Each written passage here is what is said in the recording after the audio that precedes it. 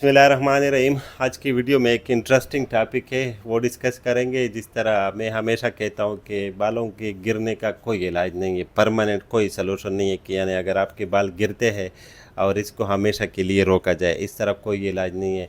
हम जो पीआरपी करते, फिनिस्टेराइड देते और बायोटिन देते, साथ में पीआरपी करते, स्टेम सेल्स ट्रांसप्लांट करते, ये सारी आर्जी चीज़ें बालों को एक बार आपके ख़ानदानी अगर ये बीमारी है और आपके बाल गिरते तो आप लाइफ के किसी ना एक स्टेज में बाल्ड होंगे और फिर आप ट्रांसप्लांट करेंगे, क्योंकि आजकल बालों को गिरने का जब गिर जाए तो वाहिद ये इलाज हेयर ट्रांसप्लांट है। फिर ट्रांसप्लांट के डिफरेंट टाइप्स है, लेकिन आजकल एफी हेयर ट्रांसप्लांट जो लेटेस्ट है वही होते हैं। तो मेरे साथ जो हारिस शाह एडवोकेट, जिसका ताल्लुक़ लकी मरवत से, पेशावर में रहते बेटे, तो कल इसने मुझे टेबल पे बताया कि सर आपने 2018 में मैं आपके पास आया था और मेरे बाल गिर रहे थे उस टाइम, तो मैंने कहा कि आप ट्रांसप्लांट कर दे। तो कहते आपने फिर मुझे डांटा कि जाओ अपनी पढ़ाई पे तवज्जो दे, बालों को बस इलाज करे ताकि आपका हेयर फॉल स्लो और डोनर साइड बच जाए, और आप फिर ट्रांसप्लांट करेंगे बाद में। तो कहते ये बात मुझे अजीब भी लगी कि ये मुझे कह रहे कि नहीं आप गंजे होंगे, हालांकि मैंने 2018 में 5 साल पहले इसको कहा था कि आप बच नहीं सकते हो, बाल्ड ही होंगे।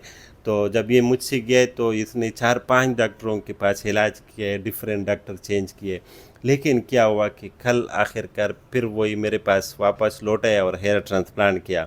2018 में मैंने मना किया था, 2023 में मैंने इसका कर लिया, यानी 5 साल के इंटरवल में। लेकिन इसने जो इलाज किया है इसने बुरा नहीं किया है, अच्छा किया है। उससे ये हुआ कल जब इसकी ट्रांसप्लांट थी तो इसका डोनर साइट अच्छा था।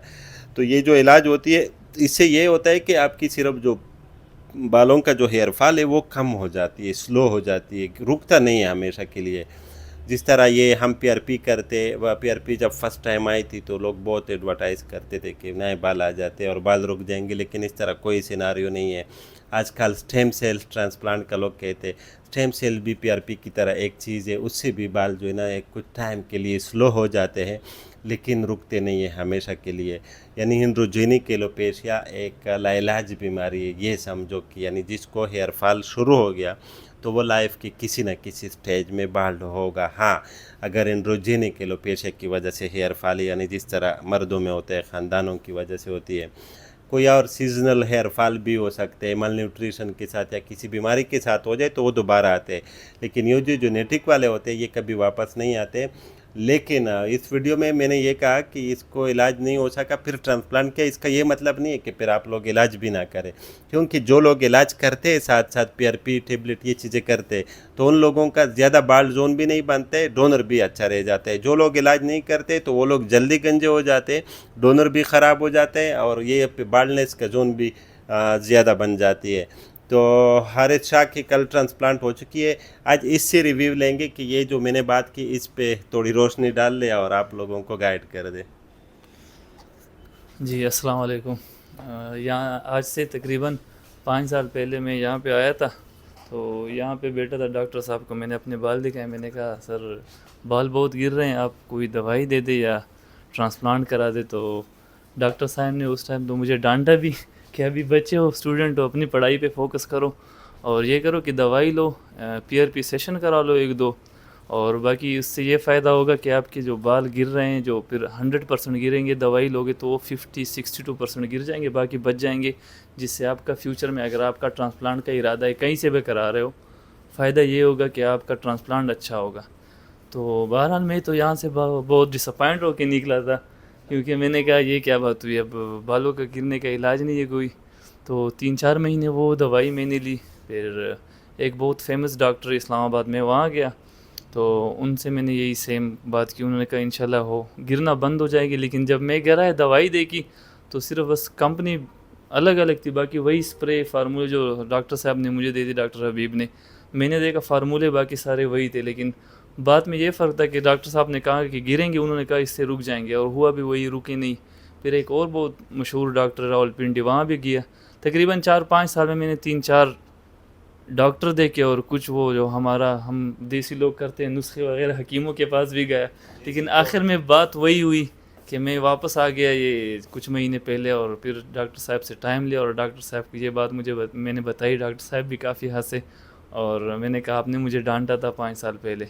और बाकी मेरे ख़्याल में मुझे कहने की ज़रूरत नहीं, हर कोई स्टाफ की तो तारीफ़ करता ही रहता है माशाल्लाह से। टाइम का पता ही नहीं चला, हालांकि काफ़ी लंबी सर्जरी थी, लेकिन टाइम का पता ही नहीं चला, इतना बस सारे दोस्तों की तरह मिलजुल के सर्जरी हो गई। और बाकी मुझे मेरे ख्याल में कुछ कहने की ज़रूरत नहीं सर्जरी के बारे में, हर बंदे इसकी तारीफ़ करता है। अच्छा, लेकिन बात यहाँ पे ख़त्म नहीं हो गई, ये सिलसिला अब शुरू है। इसका तो ट्रांसप्लांट तो हो गया, लेकिन इसका हरगिज़ ये मतलब नहीं कि इसकी बीमारी का इलाज हो गया। एंड्रोजेनिक एलोपेशिया एक प्रोग्रेसिव डिजीज़ है जो आपको जो है ना कब्र तक आपके साथ चलती है। इसमें क्या होता है कि ये आपने बहुत जो सीनियर लोग देखे होंगे बड़े उम्र वाले, उसका पीछे डोनर इतना रह जाता है। किसी ने 15 साल पहले ट्रांसप्लांट किया हो तो आप लोग देख ले, उससे पूछ ले 15 साल पहले, उसका रिज़ल्ट बहुत ही अच्छा होगा। लेकिन टाइम के साथ इसकी डिजीज़ बढ़ती थी, पीछे जो डोनर साइट है उसको इफ़ेक्ट किया, तो वहाँ के बाल अगर पतले हो जाते हैं तो ये ट्रांसप्लांट वाले भी पतले हो जाते हैं। तो इसका अभी जो बाल्डनेस था वो तो फ्रंट और वर्टेक्स पे था, ये तो हमने कर लिए, लेकिन ये लाइफ में एक और भी सेशन करेगा फ्यूचर में, क्योंकि इसके ये जो बाल है ये अपने हैं, अल्लाह करे बच जाए, लेकिन चांसेस यही होते हैं कि ये भी गिरेंगे, फिर उस टाइम ये एक सेशन और भी करेगा। और फिर भी जो है ना अभी इसका एज परफेक्ट है। एज कितना है आपका? 25। हाँ, 25 एज है, ये आइडियल एज है ट्रांसप्लांट के लिए, यानी बहुत अर्ली एज पे नहीं करनी चाहिए। लेट से क्या, अगर ये उस टाइम में कर लेता 18 साल में, इसका हेयर लाइन उस टाइम ख़राब हुआ होगा, तो उसके बाद 20 साल पे इसका ये जगह खाली, तो 2 सेशन तो इसके 20 तक पूरे हो जाते हैं। फिर अभी इसका तीसरा सेशन होता है अगर इस एज पे, फिर वो बाल जो जोन होता है डोनर का वो भी मालूम नहीं होता है, यानी आप की डोनर का जो जोन होता है उसको आप 18 साल या 20 साल के एज पे यूज़ करें तो वो शायद अनसेफ से आप उठा के इधर लगा ले तो वो दोबारा गिरने के चांसेस होते हैं। तो मैं हमेशा आप लोगों को ये रिकमेंड करता हूँ कि जिन लोगों को बालों की गिरने की बीमारी है वो इलाज जारी रखें। ये PRP, मिनॉक्सिडिल, ये स्टेम सेल, ये सारे आरजी ट्रीटमेंट है, इसको किया करें, मैं रोकता नहीं हूँ, लेकिन अंजाम आखिर में यही होगा कि ट्रांसप्लांट करेगा। लेकिन जंग जीतने के लिए तैयारी ज़रूरी होती है। तो ये समझे कि जो पहले इलाज आप लोग करते हो ये जीतने की तैयारी है, जिसमें आप डोनर बचा लेते हो, जो अपने बाल होते हैं उसको ज़्यादा टाइम तक इंजॉय कर लेते हो, यानी बग़ैर इलाज के अगर आप 1 साल में गंजे होते हो तो इलाज के साथ 3 साल गुजार लेते हैं, बस यही फ़र्क होता है। और बाकी तो ट्रांसप्लांट भी 100% सलूशन तो नहीं है, ये सिर्फ केमोफ्लेज है कि इस वर्ड्स को हमेशा मैं आप लोगों को फोकस करता हूँ।